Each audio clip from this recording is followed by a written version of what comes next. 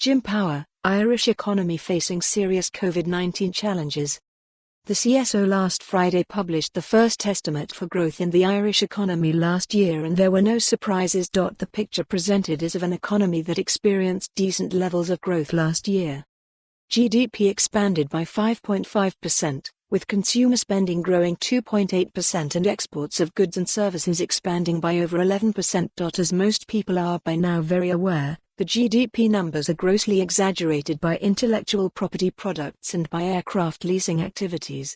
When these items are adjusted for, a more realistic growth rate of 3% in modified final domestic demand was recorded.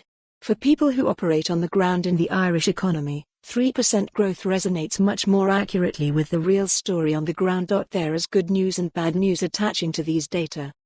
The good news is that the year ended with considerable momentum, which would normally set a very solid springboard for the following year.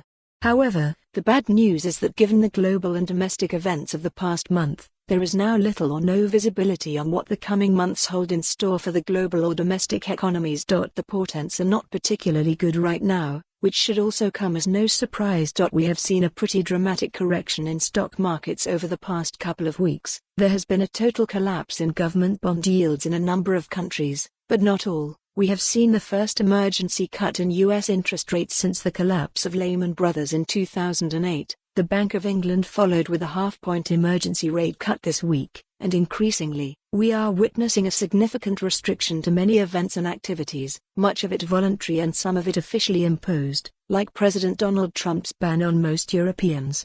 The latter is becoming increasingly important as various countries seek to contain the spread of the virus. The world is indeed in a state of chassis now, and anybody who claims wisdom or foresight on how this is going to evolve over the coming months is a charlatan. We are in totally uncharted waters, and the blind are certainly leading the blind. It is astounding to see the level of criticism directed at the government authorities over both what they have done and what they haven't done. Earlier in the week, there was a clamor to cancel the St. Patrick's Day festivities. This has now happened, but some people are still not happy. We must realize that these are totally uncharted waters.